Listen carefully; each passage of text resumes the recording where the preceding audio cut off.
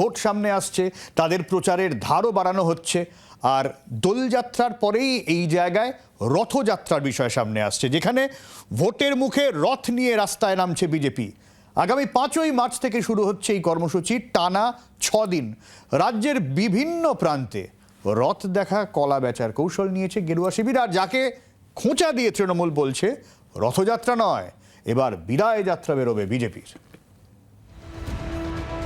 খাতায় কলমে চলতি বছর রথযাত্রা 16ই জুলাই, কিন্তু এর অনেক আগেই বাংলার মাটিতে গড়াতে চলেছে রথের চাকা, সৌজন্যে বিজেপি। মাসের শেষে এসআইআর তালিকা প্রকাশ, তারপর কতদিনের মধ্যে নির্বাচন ঘোষণা হবে তা নিয়ে জোর চর্চা চলছে রাজ্য রাজনীতিতে। ভোট ঘোষণা যবেই হোক, 3রা মার্চ দোলযাত্রার পরেই রথ নিয়ে নেমে পড়তে চলেছে বিজেপি, যার পোশাকি নাম পরিবর্তন যাত্রা।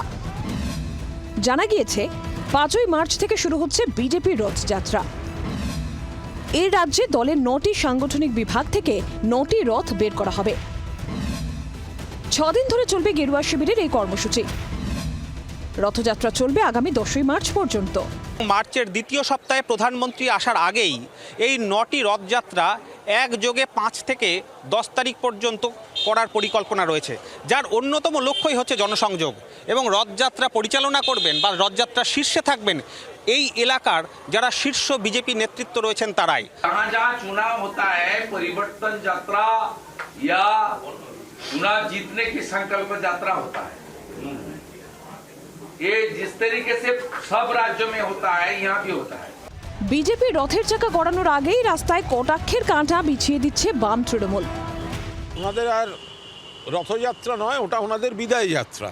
এই গোষ্ঠীদ্বন্দ্বে দীর্ণ বিজেপি, সংগঠনহীন বঙ্গবিরোধী বিজেপি, যারা BLA 2 পর্যন্ত দিতে পারে না, তাদের আবার রথযাত্রা, গরুর গাড়ির হেডলাইট।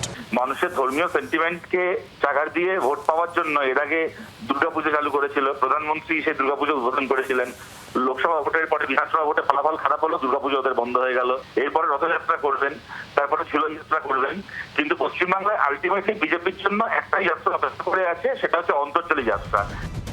প্রতিপক্ষ যাই বলুক, ভোটের মুখে বাংলায় রথ দেখার পাশাপাশি কলা বেচার কাজও সেরে ফেলতে চাইছে বিজেপি। কিন্তু এই রাজ্যে অতীত রথে সাওয়ার হয়েছে গেরুয়া শিবির, কিন্তু কোনোবারই গন্তব্যে পৌঁছতে পারেনি। এবার কি রথের চাকা লক্ষ্য পর্যন্ত পৌঁছবে? ক্যামেরায় শুভ্র ও দীপের সঙ্গে কমলাক্ষ, নান্টুর রিপোর্ট, জি 24 ঘন্টা। রাজনৈতিক বিশ্লেষক সুমন ভট্টাচার্য রয়েছেন আমাদের সঙ্গে। আমি সুমনবাবু, আপনার কাছে যে প্রশ্নটা আমার থাকবে, আমার মনে হচ্ছে 2021-এ পরিবর্তন যাত্রা নাম দিয়ে বিজেপি এভাবে রথযাত্রা করেছিল। তার পার্সপেক্টিভে সেই ফলাফল যেখান দিয়ে গেছিল, আর এই রথযাত্রায় কিরকম বিজেপি ভবিষ্যৎ দেখছে? দেখুন, রথযাত্রার সঙ্গে তো বিজেপির একটা সম্পর্ক আছে। আডবাণী সেই রামরথ যাত্রা দিয়ে বিজেপিকে ক্ষমতা এনেছে। কিন্তু পশ্চিমবঙ্গের ক্ষেত্রে যেটা সমস্যা হয়, আপনাদের যে প্রতিবেদনটা আমি দেখছিলাম, সেখানে যে ইম্পর্টেন্ট কথাটা বলা হলো, আমি নাম করতে চাই না, যদি ধারাবাহিকভাবে দেখেন বিজেপি যখন যখন যাত্রা করেছে এবং সেই যাত্রার দায়িত্ব যে নেতাকে দিয়েছে, 19-এ হোক, 21-এ হোক, 24-এ হোক, যেই বিজেপি নির্বাচনে হেরেছে সেই নেতাও একেবারে অপসৃত হয়ে গেছে। আমার ওই জন্য খুব চিন্তা হলো যে এবার কে দায়িত্ব পাবেন। এই যে মানে সুনীল বনসালের সামনে যারা এত শপথ টপথ নিলেন, তাদের পরে কি হবে।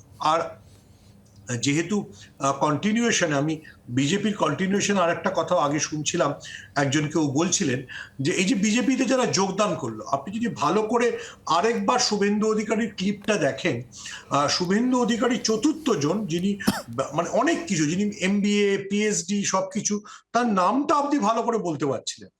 ফলে এরকম লোকদের দলে যোগ দিয়ে এবং তারপরে যাত্রায় নেমে সত্যি সত্যি কলা বেচা ছাড়া আর কি হবে সেটা নিয়ে খুব সত্যি সন্দেহ আছে। না, কিন্তু সুমনদা, আমি গতবারের পরিবর্তন যাত্রার কথা যদি দেখি, রথযাত্রার কথা বলে দেখি, সেখান থেকে কিছুটা হলো নদিয়ার মতো জায়গায় তো একটা হলেও ডিভিডেন্ড পেয়েছিল বলে কি আপনার মনে হয় না? দেখুন, নদিয়াতে এমনিতেই মতুয়াদের ভোট ব্যাংক বিজেপির সঙ্গে ছিল। আপনি যদি দেখেন যে বিজেপির সবচেয়ে স্ট্রং হোল্ড যে জায়গাটা, সেটা হচ্ছে উত্তরবঙ্গ। উত্তরবঙ্গে আপনি বিজেপির কোথায় যাত্রা দেখতে পেয়েছেন? উত্তরবঙ্গে বিজেপি সবচেয়ে ভালো ফলাফল করে। তাহলে যাত্রাটা বিষয় নয়, যেখানে RSS সাংগঠনিকভাবে বিজেপির ব্যাকবোন হিসেবে দাঁড়ায়। উত্তরবঙ্গে যেহেতু আরএসএস এর সাংগঠনিক নেটওয়ার্ক অত্যন্ত ভালো, সেখানে বিজেপি ভালো ফলাফল করে। আপনি যদি মানে যেটা আবার যেখানটায় না জিতলে পশ্চিমবঙ্গে ক্ষমতায় আসা যাবে না, অর্থাৎ গাঙ্গেয় পশ্চিমবঙ্গ, কলকাতা, উত্তর চব্বিশ পরগনা, দক্ষিণ চব্বিশ পরগনা, হাওড়া, হুগলি, যেখানে সব মিলিয়ে প্রায় 100-র বেশি আসন রয়েছে, সেখান দিয়ে তো প্রতিবাদ যাত্রা, জেপি নাড্ডার যাত্রা, অমিত শাহ যাত্রা, সব রকম কিছু আমরা দেখি, কিন্তু ফলাফল আসে কি? বাংলার আওয়াজ, বাঙালির আবেগ, জি 24 ঘন্টা।